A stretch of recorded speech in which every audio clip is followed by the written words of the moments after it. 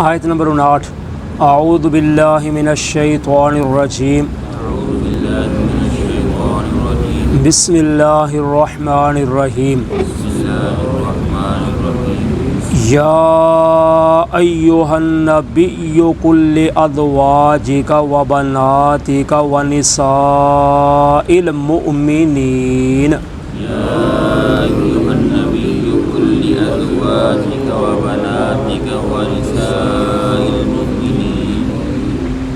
یدنین علیہن من جلابیبہن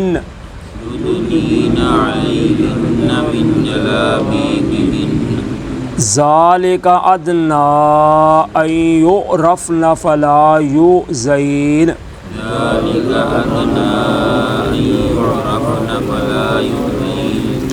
وکان اللہ غفورا رحیما لئن لم ينتہ المنافقون والذین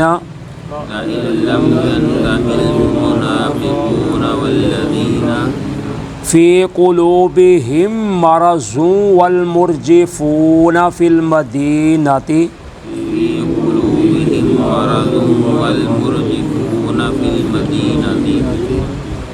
لنغرینک بہم ثم لا یجاورونک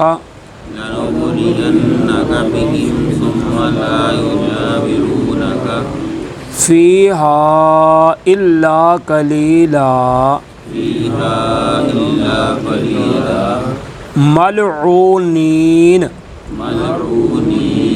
اینما ثقفوا اخذوا وقتلوا تقتیلا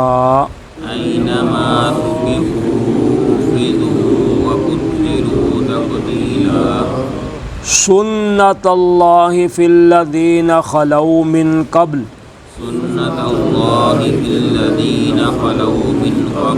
ولن تجد لسنت اللہ تبدیلا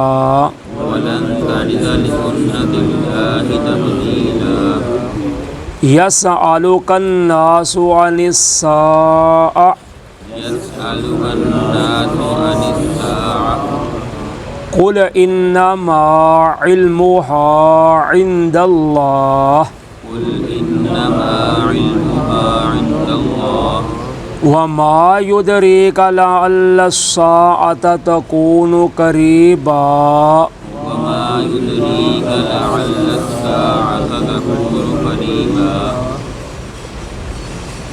یا ایہا النبی قل لازواجک و بناتک و نساء المؤمنین، اے نبی اکرم صلی اللہ علیہ وسلم آپ فرما دیجئے اپنی بیویوں کو اور اپنی بیٹیوں کو اور ایمان والوں کی عورتوں کو یدنین علیہن من جلابیبہن کہ وہ لٹکا لیا کریں اپنے اوپر بڑی بڑی چادریں، ذالک ادنی ان یعرفن فلا یؤذین، یہ زیادہ قریب ہے کہ وہ پہچان لی جائیں پس وہ نہ تکلیف دی جائیں، وکان اللہ غفورا رحیما، اور ہے اللہ تعالیٰ بخشنے والے مہربان۔ اب اللہ تعالیٰ اس آیت میں پردے کا حکم نازل فرما رہے ہیں، یعنی پردے کا حکم بیان فرما رہے ہیں۔ تو اللہ تعالیٰ فرماتے ہیں کہ آپ اپنی بیویوں کو بھی کہو اور اپنی بیٹیوں کو بھی کہو اور مومنوں کی عورتوں کو بھی کہو، گویا کہ اس میں پوری اولاد آدم کی جو عورتیں ہیں حضرت آدم کی وہ سب اس میں شامل ہیں۔ تو جلابیب جو ہے وہ جلباب کی جمع ہے، جو ایسی بڑی چادر کو کہتے ہیں جس سے پورا بدن ڈھک جائے، یعنی پورا بدن ڈھانپا جائے۔ اپنے اوپر چادر لٹکانے سے مراد اپنے چہرے پر اس طرح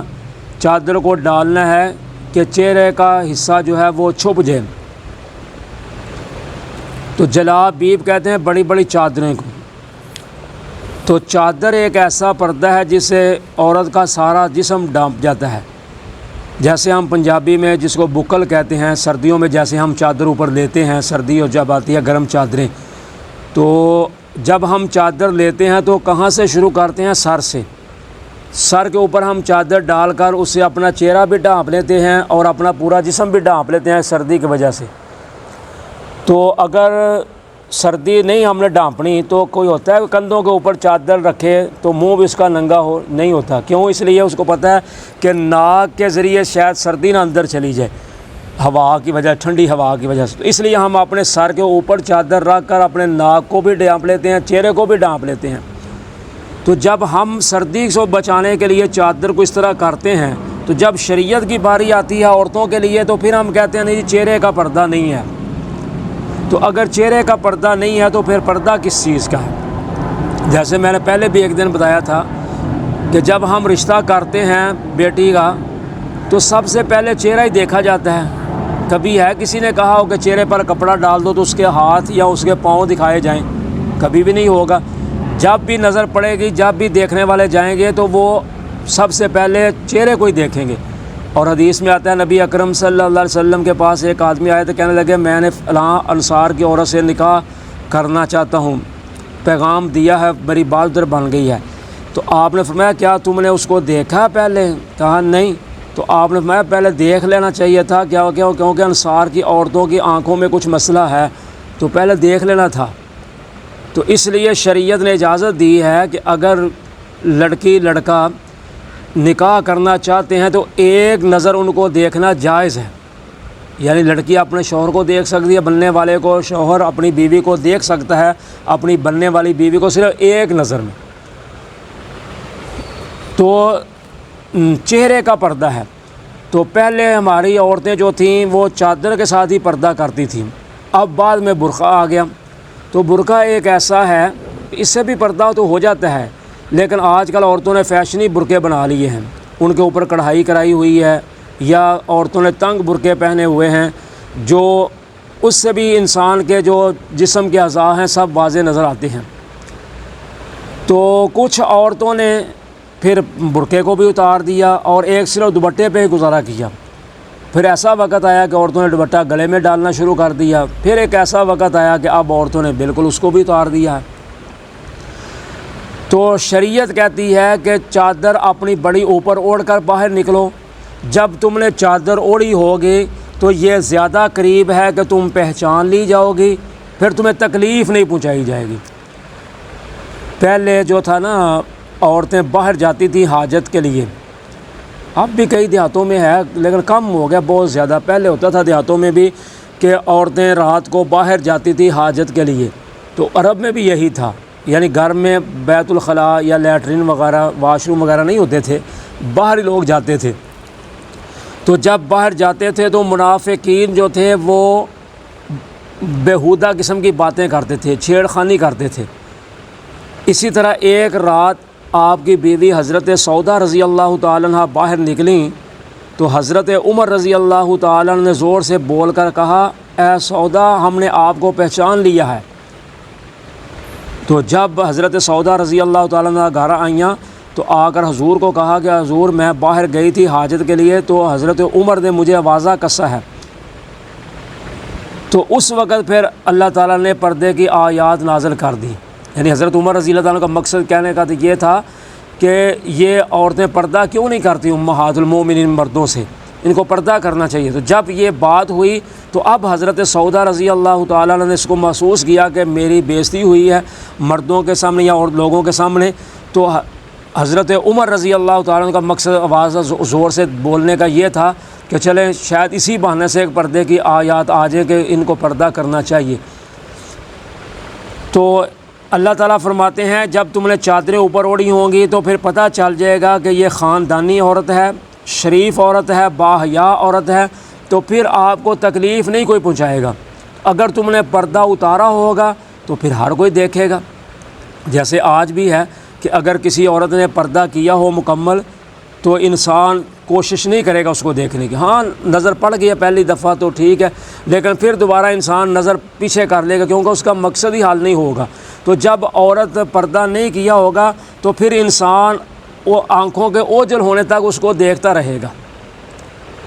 تو یہ ہے فرمایا کہ پردے کا فائدہ تو جب پردہ ہوگا تو انسان جو ہے وہ اپنی نگاہ کو نیچا رکھے گا، جب پردہ نہیں ہوگا پھر انسان دیکھے گا۔ تو اس لیے نبی اکرم صلی اللہ علیہ وسلم نے اپنے داماد سیدنا حضرت علی رضی اللہ تعالیٰ عنہ کو بھی فرمایا تھا، لا تتبع نظرۃ نظرہ فإن لک الأولیٰ ولیست لک الأخریٰ،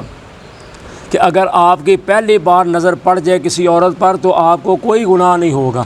ہاں اگر آپ نے پھر دوبارہ نظر اٹھا کر دیکھا تو پھر آپ کو گناہ ہوگا۔ اسی طرح آپ کا چچا زاد بھائی حضرت فضل بن عباس آپ کی سواری کے پیچھے بیٹھے ہوئے تھے اونٹنی پر، تو عورتیں گزریں تو حضرت فضل نے عورتوں کی طرف دیکھنا شروع کر دیا، آپ نے پیچھے سے اپنا ہاتھ پیچھے کر کے اس کی گردن کو پکڑ کر دوسری طرف موڑ دیا کہ بیٹا یہ نہیں کام کرتے، ایسا نہیں کام کرنا، عورتوں کی طرف نہیں دیکھنا۔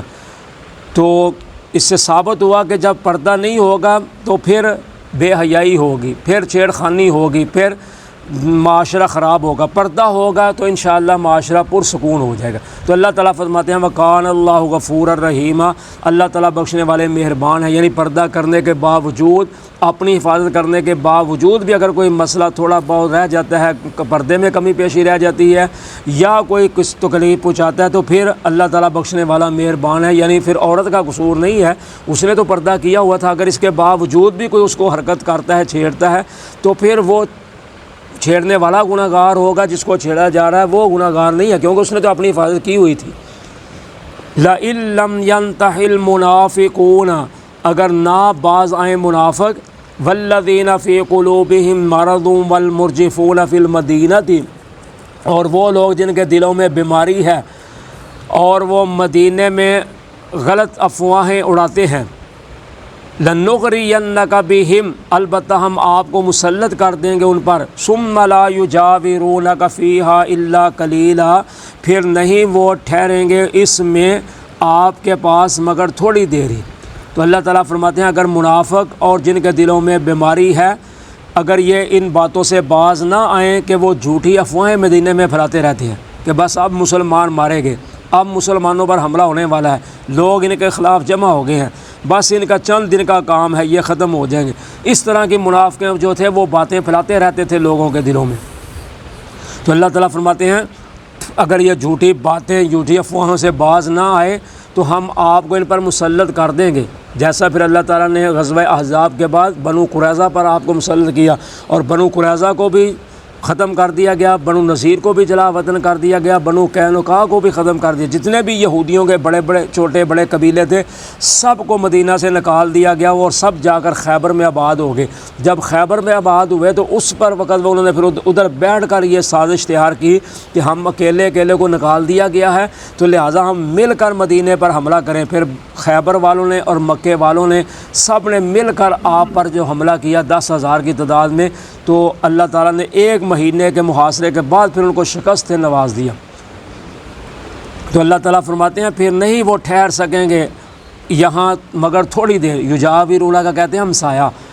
یعنی یہ آپ کے ہمسائے نہیں بن سکیں گے، مدینہ میں نہیں ٹھہر سکیں گے مگر تھوڑی دیر کے لیے۔ ملعونین، یہ ملعون ہیں، ان پر لعنت کی گئی ہے، اینما ثقفوا، جہاں کہیں بھی وہ پائے جائیں، اخذوا، وہ پکڑے جائیں، وقتلوا تقتیلا، اور وہ قتل کر دیے جائیں، قتل کر دیے جانے، قتل کیا کر دیے جائیں۔ تو اللہ تعالیٰ فرماتے ہیں یہ جہاں کہیں بھی جائیں گے ان پر لعنت ہی لعنت ہوگی،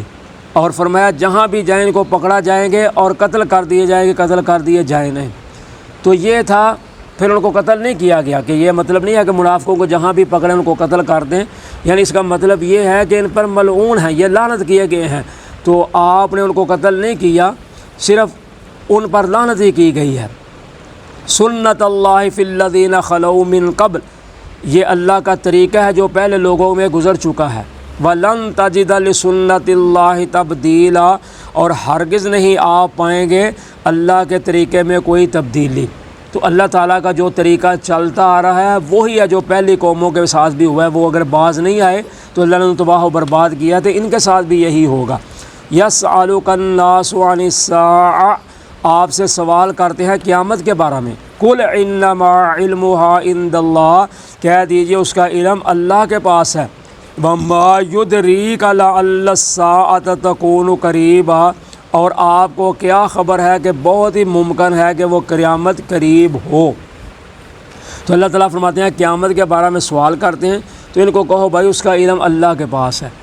اس نے کب واقع ہونا ہے یہ اللہ کے علم میں ہے۔ ہاں نشانیاں ضرور آپ نے بتائی ہیں کہ قیامت کے قریب قریب یہ نشانیاں ہوں گی، لیکن اصل جو علم ہے اس کا حقیقت جو ہے وہ اللہ کے پاس ہے۔ تو اس لیے اللہ تعالیٰ فرماتے ہیں بہت ممکن ہے کہ وہ قیامت بالکل ہی قریب ہو۔ تو جب کسی چیز نے آنا ہو، کوئی چیز قریب ہو، تو پھر اس کو سمجھنا چاہیے کہ وہ آ چکی ہے۔ جیسے حدیث میں ہے من مات فقد قامت قیامتہ،